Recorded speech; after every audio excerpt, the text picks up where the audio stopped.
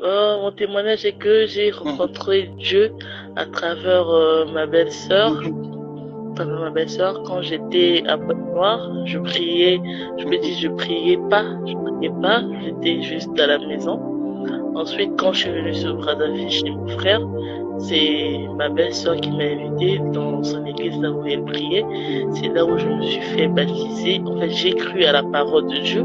Dans cette église, je me suis fait baptiser et me voilà aujourd'hui protocole dans cette église.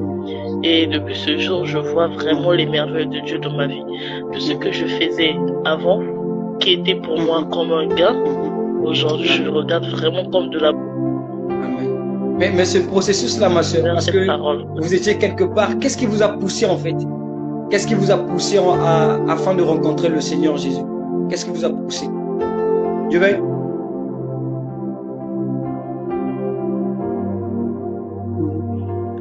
Bon.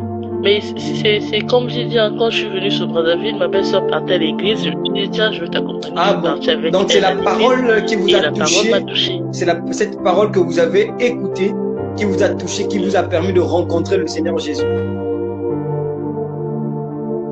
Oui.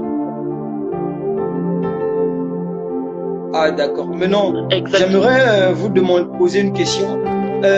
C'est vrai que vous avez accepté Jésus dans votre vie et comme vous avez dit, il fait des merveilles. Il fait des merveilles dans votre vie. Est-ce que vous pouvez nous partager quelque chose que le Seigneur, une expérience que vous avez eu à vivre avec Jésus, que vous pouvez partager à une personne qui vous suit, par exemple, aujourd'hui? En fait, le Seigneur a tellement fait pour vous, mais quelque chose, un témoignage, quelque chose qui vous a marqué, quelque chose qui vous a vraiment marqué, que vous pouvez nous partager, afin que quelqu'un puisse tirer quelque chose.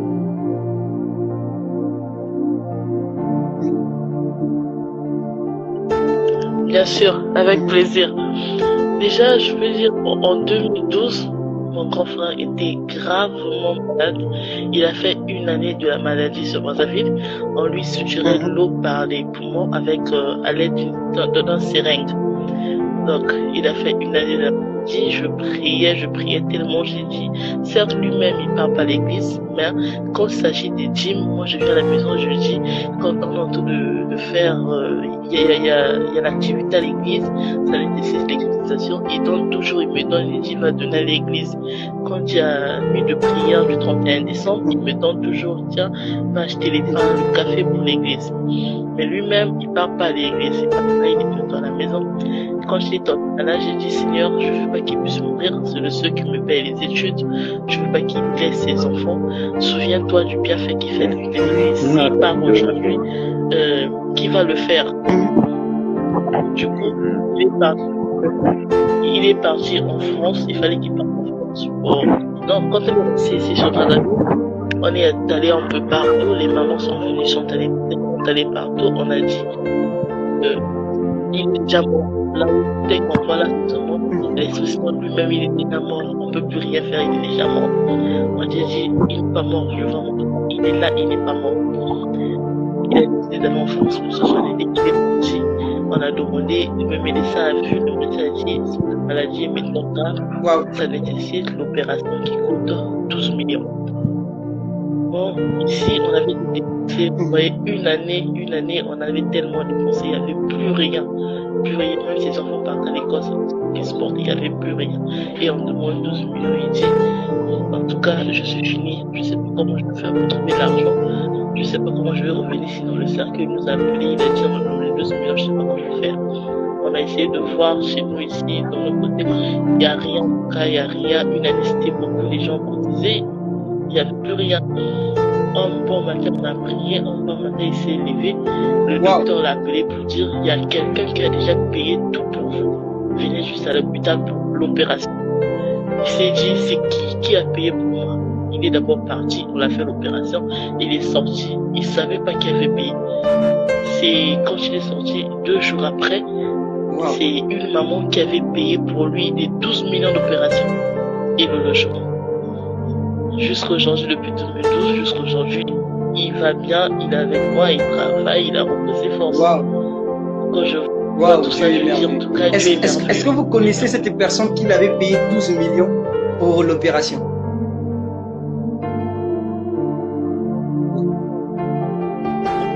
Wow. Oui, on connaît cette personne, mais on ne croyait pas que la personne pouvait payer les 200 000. Qui vous a marqué en se disant que Dieu fait toujours, Dieu n'abandonne pas ses enfants.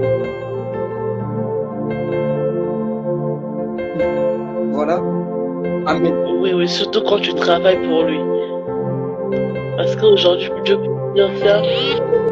Dans ma maison, tu fais rien. Tu as eu des raisons. Il dit, mon fils fait quelque chose de bien dans ma maison. S'il part, qui va le remplacer? Voilà pourquoi Dieu a suscité sa main pour qu'il continue encore à faire dans son église. Un très bon témoignage que Dieu a marqué. Là où la main de Dieu, où on pensait que Dieu, peut-être, où on se disait, où on va avoir la solution, mais Dieu a trouvé la solution de lui-même pendant que nous, les hommes, on cherchait. C'est là où on va se dire que ça, c'est ce qu'il a sémé. Ce qu'il a sémé, et le Seigneur a agi. Le Seigneur agit dans ce qu'il est en train de s'aimer. Et c'est très important. Vous voyez la loi de la sémence. Lorsqu'on sème, Dieu n'oublie pas en fait ce que nous faisons, l'impact de ce que nous faisons. Dieu n'oublie pas. C'est très profond ce témoignage. C'est très profond ce témoignage. Et ma sœur, aujourd'hui, comment va ce parcours avec le Seigneur Jésus? Est-ce que, parce que de fois, j'ai écouté des chrétiens se dire regretter de foi, mais pourquoi je suis devenu chrétien? On vit la même vie avec lorsque j'étais païen, lorsque j'étais peut-être dans le monde, mais aujourd'hui, c'est même Dieu.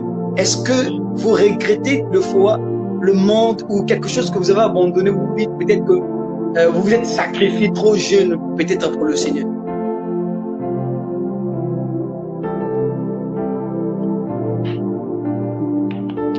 Non, en tout cas, je regrette rien. Je regrette rien. Je trouve même que je gagne plus. Je trouve que je gagne plus. Parce que dans le monde, aujourd'hui, on peut tout faire dans le monde, mais ça porte nulle part. Ça porte nulle part.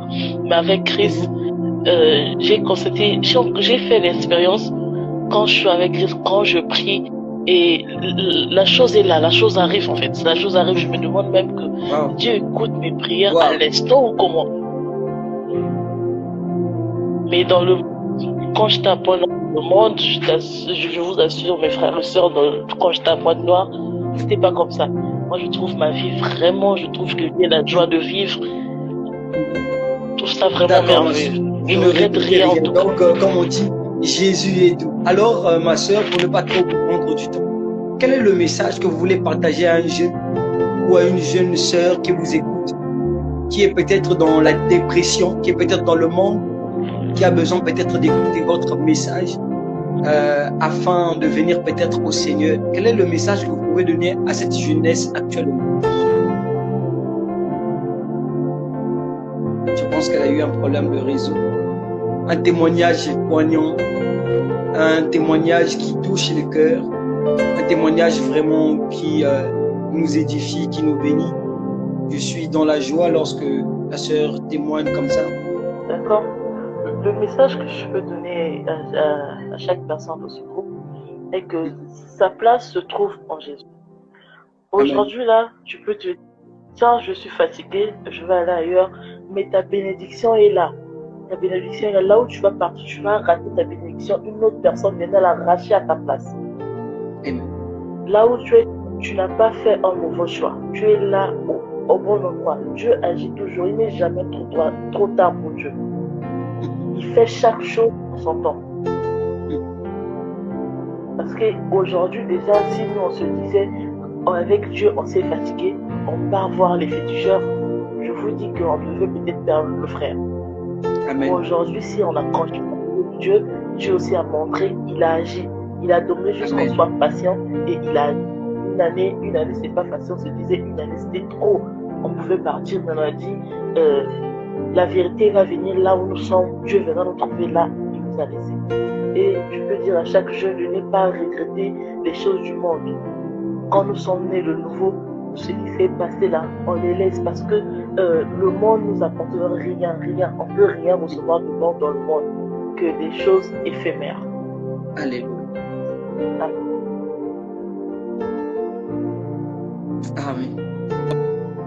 Éternel Dieu Tout-Puissant, nous te prions ce soir. Toi qui as permis que nous ressemblons ce soir en ton nom, Jésus. Merci pour ce moment que tu as permis qu'on puisse passer avec ta présence, éternelle, Père des armées. Car avec toi, éternel, il y a la joie. Toi qui dis dans la Bible, là où 2 ou 3 sont réunis à ton nom, tu es au milieu d'eux. Nous voici ce soir, papa, on était plus de 2, plus de 3. Mais une fois de plus, tu as manifesté ta puissance au milieu de nous. Papa, je présente cette groupe en tes mains. Papa, ce groupe qui me donne encore la force. Il y a des moments où je me sens épuisé, papa. Mais par les messages de ce groupe, papa, je me réveille, papa, pour lire les messages, pour lire les notes, pour lire les prédications.